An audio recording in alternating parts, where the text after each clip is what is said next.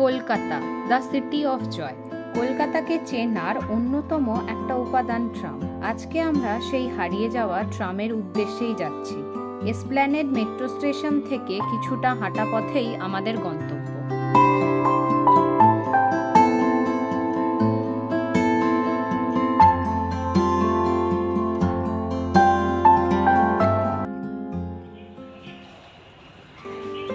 Hello, আমি পিউ। আমরা আজকে এসেছি স্মরণিকা ট্রাম মিউজিয়াম। এটা আমার খুব একটা পছন্দের জায়গা, তাই তোমাদের সাথে শেয়ার করি। কলকাতার ধর্মতলা ট্রাম ডিপোয় স্মরণিকা ট্রাম মিউজিয়াম। শতাব্দী প্রাচীন কলকাতার ঐতিহ্যময় ট্রামকে স্মৃতিমেদুরভাবে তুলে ধরা হয়েছে স্মরণিকায়।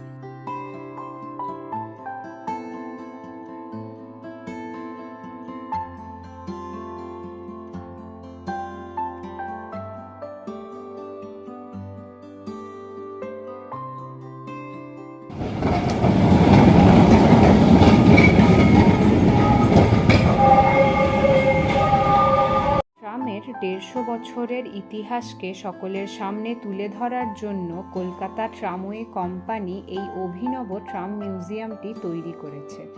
২০১৪ সালে ২৯শে সেপ্টেম্বর উদ্বোধন করা হয় কলকাতা ট্রাম মিউজিয়ামটি। বর্তমানে তিলোত্তমার নতুন গন্তব্যস্থল স্মরণিকা।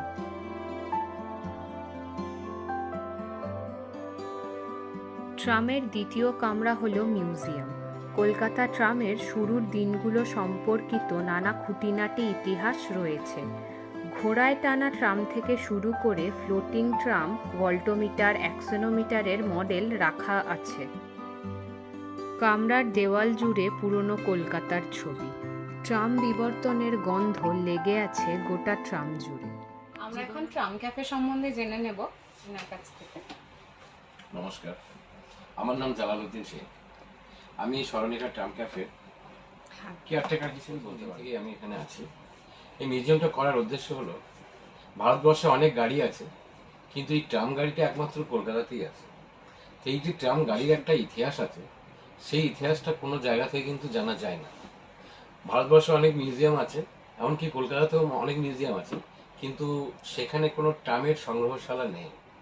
তাই ২০১৪ সালে সেই সময় যিনি ট্রাম কোম্পানির এমডি ছিলেন, ওনার নাম হচ্ছে নীলাঞ্জন সান্ডিল্য। তাই ওনার ভাবনা থেকে আসলো, বর্তমান জেনারেশনের স্টুডেন্ট ছেলে মেয়ে এবং প্রতিটি মানুষকে ট্রামের ইতিহাস সম্পর্কে যদি জানতে হয় তারা কোথাও পাবে না। সেই জন্য ২০১৪ সালে এই স্মরণিকা ট্রাম ইংরেজ সরকার নিয়ে এসেছিল ১৮৭৩ সালের ২৪শে ফেব্রুয়ারি। তার আগে ছিল মোগল সাম্রাজ্য। তারা ট্রান্সপোর্ট হিসাবে পালকি আর ডলি ব্যবহার করত। মোগল চলে যাওয়ার পর যখন ইংরেজ শাসিত রাজ্য আসলো, তখন তাদের পালকিটাকে তুলে দিয়ে হর্স ড্রন ট্রাম শুরু করেছিল। তার মডেলটা এই যে ছবিতে দেখতে পাচ্ছেন, এটাই হচ্ছে সেই প্রথম ট্রামের মডেল। ওই দেখেন, বডিটা পালকির ডান্ডা দুটো কেটে দিয়ে জাস্ট বডিটা একটা ঘোড়ার গাড়ির উপরে রেখে চালানো হয়েছিল, তাই ওটার নাম দেওয়া হয়েছিল হর্স ড্রন ট্রাম। এটা ১৮৭৩ সালে শুরু হয়েছিল। আস্তে আস্তে যখন ট্রামের প্যাসেঞ্জার বেড়ে যেতে লাগলো, তখন গাড়ি যদি বড় করে তাহলে তো ঘোড়ায় টানতে পারবে না। তো সেকেন্ড টাইম একটা ট্রাম তৈরি হয়েছিল ১৮৮২ সালে। এটা হচ্ছে স্টিম পাওয়ার ট্রাম। প্রথম ছিল হর্স ট্রাম, সেকেন্ড টাইম হলো স্টিম পাওয়ার ট্রাম। এটা ১৮৮২ সালে। এটা চলতে চলতে কলকাতাবাসীর অর্থাৎ বাঙালিরা ইংরেজদের সঙ্গে আলোচনায় বসেছিল যে এই ট্রামটাকে বন্ধ করে দিতে হবে। কেন? এই ট্রামটাতে স্টিম পাওয়ার ট্রাম কয়লার দিয়ে চলতো, তো প্রচুর পলিউশন হতো। পলিউশন মুক্ত করার জন্য বলেছিল ট্রামটাকে বন্ধ করতে হবে। তা তখন ব্রিটিশ সরকার বন্ধ না করে পরিমাণে কিছুটা কমিয়ে দিয়েছিল। থার্ড টাইম যে ট্রামটা তৈরি করেছিল, এখন যেটা কলকাতায় আপনারা সচরাচর রাস্তায় দেখতে পাচ্ছেন, ইলেকট্রিক দূষণ মুক্ত যান, যেটা আর কোথাও নেই। এটা কলকাতার একটা গর্ব বা বাঙালির গর্ব বলতে পারেন। এই ইলেকট্রিক ট্রামটা শুরু হয়েছিল ১৯০২ সালে। সেই থেকে চলতে চলতে আজও পর্যন্ত কলকাতায় ট্রাম ছিল, আছেও, আর ভবিষ্যতে থাকবেও। সেই ১৯০২ সালে ইলেকট্রিক ট্রাম যখন শুরু হয়, তখন আর একটা ট্রাম শুরু হয়েছিল, সেই সময়তেই তৈরি হয়েছিল। এটা ১৯০২ সালেই হয়েছিল। এটা দেখেন, এর নাম হচ্ছে ওয়াটারিং ট্রাম কার। ওয়াটারিং ট্রাম কার বলতে এটা লোহার বডি দিয়ে ভিতরে জল ভরে গাড়িটাকে ওয়েটি করা হয়েছিল। আর এর দেখেন দুই সাইডে দুটো ইঞ্জিন আছে। তখন রাস্তায় গাড়ি চললে ব্রেকডাউন তো হতে পারে। তা কোনো গাড়ি যদি খারাপ হয়ে যায়, এই ভারী গাড়িটা দিয়ে কোনো সামনে গাড়ি পড়ে থাকলে সেটাকে ঠেলে নিয়ে যেত, আর পিছন দিকে যদি থাকতো তাকে টেনে নিয়ে যেত। এর আর একটা কাজ ছিল, তখনকার দিনে ট্রাম শুরু হতো ভোর 4:45 থেকে, লাস্ট ট্রাম বেরোতো 9:15। সেই ট্রাম ডিপোয় পৌঁছাতে পৌঁছাতে 11টা বেজে যেত।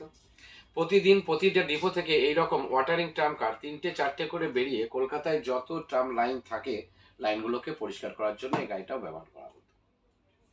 এইখানে যে টিকিটগুলো আপনারা দেখতে পাচ্ছেন, ব্রিটিশ টাইমের টিকিট, আমাদের স্বাধীনতার আগেকার টিকিট। এইদিকে আর একটা টিকিট আছে দেখেন, এগুলো হচ্ছে তখনকার দিনের মান্থলি কুপন বা উইকলি কুপন। মান্থলি টিকিটও আলাদা পাওয়া যেত, সাপ্তাহিক টিকিটও পাওয়া যেত। এইখানে আর একটা গাড়ি দেখতে পাচ্ছেন, ফ্ল্যাট ওয়াগন ট্রাম কার। মানে কোনো ডিপো থেকে যদি গাড়ির একটা বডি বা গাড়ির লাইন যদি একটা জায়গা থেকে আর একটা জায়গায় নিয়ে যাওয়া যায়, তার জন্য এই গাড়িগুলো ব্যবহার করতো। রেলের যেমন মালগাড়ি দেখেছেন, ঠিক এই হিসাবে ট্রামেরও মালগাড়ি ছিল, ওটার নাম ছিল ওয়াগন কার। এইখানে একটা ট্রাম দেখতে পাচ্ছেন, ব্যোমকেশ বক্সী নাম লেখা আছে। 1931 সালে মুম্বাই থেকে যখন কলকাতায় প্রথম শুটিং করতে আসছিল, এই ট্রামটার উপরে ম্যাক্সিমাম শ্যুটটা এই ট্রামের উপরে হয়েছিল। তো সেই ফিল্মটার নাম ছিল ব্যোমকেশ বক্সী, 1931 সালে। তাই সেই ট্রামটার নামকরণ করা হয়েছিল ব্যোমকেশ বক্সী ট্রাম। এখানে দেখেন আর একটা ট্রাম আছে, বলাকা ট্রাম কার। বলাকা ট্রামের গল্পটা হচ্ছে, 2000 সাল পর্যন্ত ট্রাম কোম্পানির ট্রামের যে ইলেকট্রিকের একটা লোডশেডিং এর খুব প্রভাব ছিল। যখন তখন লোডশেডিং হয়ে যেত। তো একটা গাড়ি ধরেন সোজা যাচ্ছে, যেতে যেতে যখন ডান দিকে টার্ন নিচ্ছে বা বাম দিকে টার্ন নিচ্ছে, সেই সময় যদি লোডশেডিং হয়ে যায়, তাহলে দুটো রাস্তাকে ব্লক করে দিচ্ছিল। যার জন্য ট্রাফিক থেকে বলা হয়েছিল যে ট্রামকে তুলে দিতে হবে, কেন কি খুব যানজট করছে, রাস্তা যানজট করছে। তো ট্রাম কর্তৃপক্ষ তখন ওই সিঙ্গেল বগি থেকে ডবল বগি থেকে সিঙ্গেল বগি প্রথম যে ট্রামটা করেছিল তার নাম দিয়েছিল বলাকা ট্রাম কার। এটা রবীন্দ্রনাথের কিছু কবিতা, কিছু ছবি দিয়ে সাজানো ছিল, তাই এর নাম দেওয়া হয়েছিল বলাকা ট্রাম কার। প্রথম কামরাটি ক্যাফেটেরিয়া। চা কফিতে চুমুক দিতে দিতে আপনি কল্পনার জগতে পাড়ি দিতেন। আমরা এখন বসে আছি ক্যাফেটেরিয়ায়। এখানে চা, কফি, চিপস, নুডলস সব কিছু পাওয়া যায়, স্ন্যাক্স আইটেম। তো আপনারা এখানে বসে সব কিছু খেতে পারেন নিজেদের পছন্দ মতো।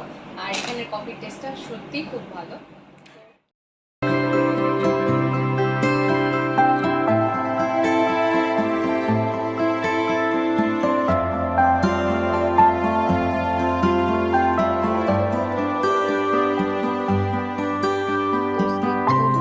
পরিবেশে কিছু মুহূর্ত নিজের সাথে ও বন্ধুদের সাথে কাটাতে ঘুরে আসুন স্মরণিকায়।